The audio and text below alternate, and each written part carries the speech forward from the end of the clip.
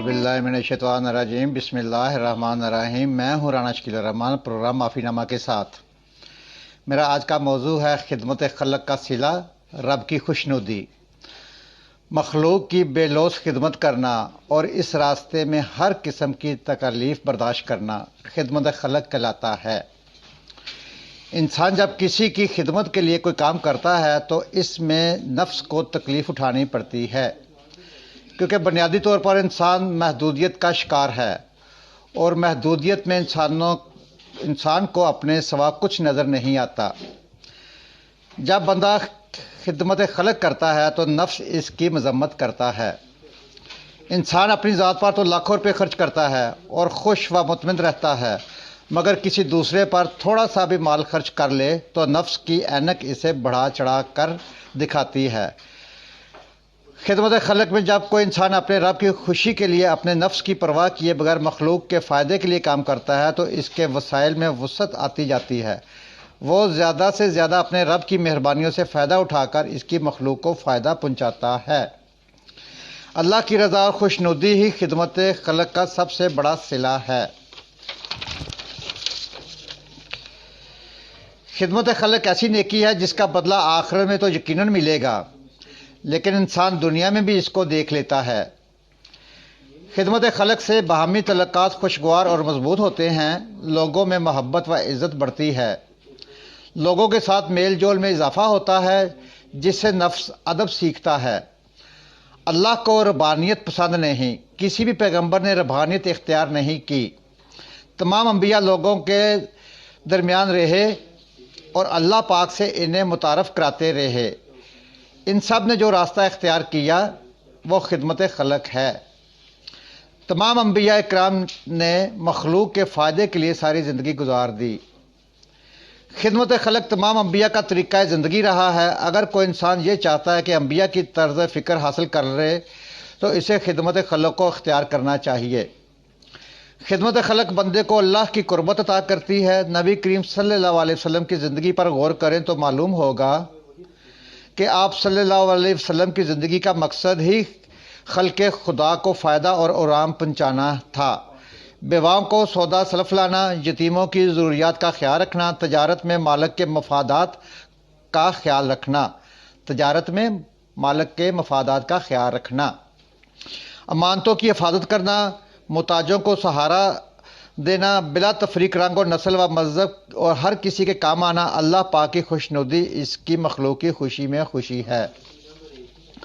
جب انسان مخلوق کو آرام و راحت پہنچانے اور اس سے خوش رکھنے کی کوششوں میں لگ جاتا ہے تو اللہ پاک اور اس کی مخلوق اس بندے سے خوش ہوتے ہیں، جس سے اس کا نفس مطمئن ہو جاتا ہے۔ اللہ پاک کی مخلوق کی خدمت میں انسانوں، جانوروں، پرندوں، چرندوں، پودوں اور دیگر مخلوقات کی خدمت بھی شامل ہے۔ مخلوق خدا کی خدمت اللہ پاک کے نزدیک پسندیدہ ترین عمل ہے۔ اللہ رب العالمین ہے، اپنی ذات میں ہر تقاضے سے بے نیاز ہونے کے باوجود مخلوق کے تقاضے پورے کر رہا ہے۔ وہ ذات باری بے نیاز ہونے کے باوجود مخلوق کی ضروریات بغیر کسی صلے، ستائش اور بدلے کے کر رہا ہے، حتیٰ کہ جو اس کے وجود کو نہیں مانتا، قدرت ہونے کے باوجود کہ وہ وسائل کا مالک بس وہی تنہا ہے، کسی کے لیے اپنی نعمتوں کی فراہمی میں کمی نہیں کرتا۔ محبت کا دوسرا نام خدمت ہے۔ محبت کا دوسرا نام خدمت ہے۔ بغیر محبت کے خدمت نہیں کی جا سکتی۔ نبی کریم صلی اللہ علیہ وسلم نے فرمایا، انسانوں میں سے بہتر وہ ہے جو دوسروں کو فائدہ پہنچائے۔ اللہ پاک سے دوستی کرنے کا ایک راستہ یہ بھی ہے کہ مخلوق سے محبت کرو، خدمت کرو۔ جب خدمت خلق میں لطف آنے لگتا ہے تو بندے کی روح خوش رہتی ہے، روح بلکتی، سسکتی، تڑپتی۔ انسانیت کی خوشیوں کا سامان کرنا ایسا وصف ہے جس سے بندہ سرشار ہو کر اللہ کی رحمتوں کی آغوش میں پناہ لے لیتا ہے۔ اگر نظام کائنات پر غور کیا جائے تو معلوم ہوگا اللہ کی تمام نظام انسان کی خدمت میں لگا ہوا ہے۔ درختوں کا آکسیجن پیدا کرنا، زمین سے پانی نکلنا، لہتے و نہار، سورج، چاند، بارش، پہاڑ، دریا، سمندر، پرندوں کا چہچہانا، خوبصورت پھولوں کا کھلنا، زمین کی کوکھ سے پھل اور فصلوں کا پیدا ہونا، اللہ پاک کا پیدا کردہ تمام نظام اس کی مخلوق کی خدمت میں لگا ہوا ہے۔ اللہ پاک نے کوئی چیز بیکار پیدا نہیں کی، حتیٰ کہ اگر زہریلے حشرات کی بھی کمی ہو جائے تو بنی نوع انسان کے لیے تکالیف کا باعث بن سکتا ہے۔ ہمیں نظام کائنات یہ دعوت دیتا ہے کہ مخلوق خدا کی بے لوث خدمت کی ایسی عبادت ہے جس کی عدم قبولیت کی کوئی وجہ ہی نہیں، کہ وہ کام جس کو کرنے کے بعد آپ کے جسم میں سکون کی لہر دوڑ جائے، اسے خدمت خلق کہتے ہیں۔ یہاں پر میں آپ کو دو واقعات بیان کرتا ہوں، میرے اپنے ذاتی واقعات ہیں کہ ایک دفعہ میرے کالج کا دور تھا، میں کسی کام کے سلسلے میں ملتان اسٹیشن گیا، میرے ساتھ ایک میرے دوست بھی تھے۔ ملتان اسٹیشن پہ ہمیں ایک پٹھان ملا جس کے گلے میں ایک گتے کی تختی لٹکی ہوئی تھی کہ اس پٹھان کو اردو نہیں آ رہی، تو اس سے ٹرین سے اتار دیا گیا ہے۔ مجسٹریٹ نے چھاپا مارا اور اسے ملتان اسٹیشن پہ اتار دیا ہے۔ اس نے پشاور جانا ہے، اس سے ٹکٹ لے کر دیا جائے اور یہ کسی طریقے سے پشاور پہنچ جائے۔ میں نے پٹھان کو لیا، میرا دوست وہ میرے ساتھ تھا، ہم لوگوں نے پٹھان کو لیا اور ہم لوگ سیدھا اسٹیشن ماسٹر کے پاس چلے گئے۔ اسٹیشن ماسٹر سے بولا کہ جناب اس پٹھان نے پشاور جانا ہے، لہذا اسے پشاور کی ٹرین پر چڑھا دیا جائے۔ اسٹیشن ماسٹر نے کہا کہ جی اگر ہم اسے بغیر ٹکٹ کے چڑھا دیں گے ٹرین پہ تو یہ راستے میں پھر کسی چھاپے کے دوران اسے اتار دیا جائے گا، لہذا بہتر یہی ہے کہ اسے ٹکٹ خرید کر دیں اور اسے پشاور کی ٹرین پر چڑھا دیں۔ ہم نے کہا کہ اسٹیشن ماسٹر صاحب سے کہ سر آپ بسم اللہ کریں۔ اس نے اسی وقت جیب سے 10 روپے نکال کے، اس دور میں 10 روپے بھی کافی رقم تھی، 10 روپے نکال کے دیے۔ میں اور میرا دوست ہم لوگوں نے اسی طرح پورے اسٹیشن کا چکر لگایا، ہر سٹال پر گئے، ہر جہاں پہ جس طرح کے بندے تھے ڈیوٹی پہ دے رہے تھے مختلف سٹالوں پہ گئے اور اس بندے سے 5 روپے 10 روپے، کسی نے 2 روپے دیے، کسی نے 1 روپیہ دیا، اس طرح اکٹھے کر کے ہم نے اس دور میں کوئی تقریباً 250 روپے اکٹھا کیا۔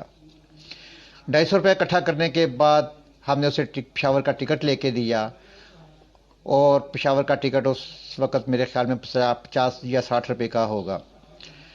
ٹکٹ لے کے دیا اور بقایا پیسے اس کی جیب میں رکھے، اسے بتایا اشاروں کی زبان سے کہ یہ تمہارے پیسے ہیں، راستے میں جو بھی کھانا پینا خرچہ کرنا ہے اپنے پیسوں سے کرنا ہے اور یہ تمہارا ٹکٹ ہے۔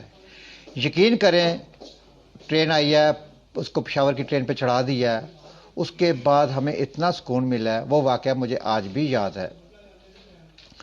اور اسی طرح کا ایک اور واقعہ ہے، میں اسلام آباد گیا ویزے کے سلسلے میں، سویڈن کا ایک ویزا لگوانا تھا، اس سلسلے میں میں اور میرا ایک کزن گئے۔ ہم لوگ صبح ہم لوگ کوئی 4-5 بجے پنڈی پہنچے صدر میں، اس وقت صدر کوچیں چلتی تھیں، کوچز سے اترے ہیں اور اتر کے ہم لوگ صبح 5 بجے کا ٹائم تھا، فجر کی نماز کا ٹائم تھا، تو ہم لوگ سڑک پہ چلتے جا رہے ہیں کہ کوئی ٹیکسی آتی ہے تو ہم اسے ٹیکسی میں لے لیں گے، ٹیکسی لے لیں گے ہم لوگ۔ اسی طرح ہم لوگ ابھی روڈ پہ جا رہے ہیں، صدر کے علاقے سے جا رہے ہیں روڈ کے اوپر، تو دور سے کیا دیکھا ہے کہ راستے میں سڑک پر کوئی گٹھڑی سی پڑی ہوئی ہے۔ ہم لوگ جب آہستہ آہستہ اس گٹھڑی کے قریب گئے ہیں تو دیکھا ہے کہ وہاں پر ایک بندہ زخمی حالت میں، جس کی دونوں ٹانگوں سے معذور تھا اور دونوں بازوؤں سے معذور تھا، وہ خون سے لت پت پڑا ہوا تھا۔ فوری طور پر میں نے اور میرے اس کزن نے ہم نے اسے اٹھا کر ایک سائڈ پہ کیا ہے۔ وہ سردیوں کے دن تھے، دسمبر کا مہینہ تھا اور وہ سردی سے کانپ رہا تھا۔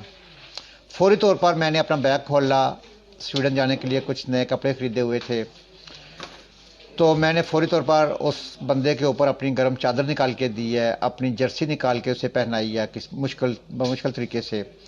اس کے بعد لوگ فجر کی نماز پڑھ کر واپس آ رہے تھے تو ہم نے لوگوں سے پوچھا کہ جی یہ بندہ ادھر خون میں لت پت پڑا ہوا تھا، کوئی جانتا ہے اسے؟ ایک بندے نے بتایا کہ جی یہ ادھر پیچھے گلیوں میں رہتا ہے کہیں، اسے ہم دیکھتے ہیں کہ یہ مانگنے کے لیے آتا ہے، تو یہ ادھر ہی کہیں رہتا ہے، پیچھے گلیوں میں رہتا ہے، آپ جا کے دیکھ لیں۔ میں نے اس بندے کو اپنے کزن کے حوالے کیا اور خود گلیوں میں ڈھونڈنا شروع کر دیا۔ کوئی 15-20 منٹ آدھا گھنٹہ میں پھرا ہوں، گلیوں میں گھومتا رہا ہوں صبح، تو ایک گھر سے پتہ چلا کہ یہ بندہ اس گھر کا ایک فرد ہے۔ ہم نے دروازہ ناک کیا، وہاں سے ایک بندہ باہر نکلا تو ہم نے اسے بتایا، ساری صورتحال بتائی کہ جی یہ آپ کا عزیز ہے؟ کہتے جی ہمارا عزیز ہے یہ معذور آدمی۔ ہم نے کہا جی یہ سڑک پر پڑا ہوا ہے اس وقت اور زخمی حالت میں ہے، لہذا آپ آئیں اور اسے ہاسپٹل پہنچانا ہے۔ یقین کریں کہ اس کے گھر والوں نے اتنی بے رخی سے ہمیں جواب دیا کہ جی وہ ہماری طرف سے مر چکا ہے، ہمارا اس سے کوئی رشتہ نہیں ہے، آپ اسے جیسے مرضی جہاں مرضی لے جائیں، پھینک دیں، ہماری جانے بلا، ہمیں نہیں اس بندے کی ضرورت ہے۔ ان کی بات سن کر مجھے انتہائی دکھ ہوا اور میں واپس آیا ہوں۔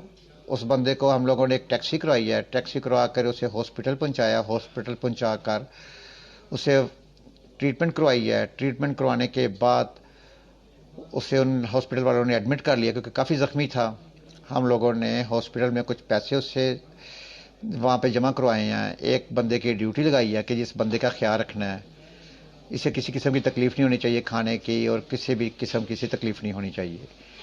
تو اس طرح ہم لوگ اس بندے سے فارغ ہو کے ہم لوگ بعد میں اپنی ایمبیسی اپنے کام کے سلسلے میں نکلے، تو انتہائی سکون ملا ہے۔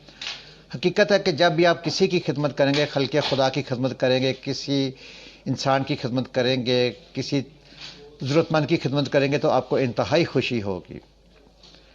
اس پروگرام معافی نامہ کے ساتھ اپنے میزبان رانا شکیل الرحمان کو اجازت دیجیے۔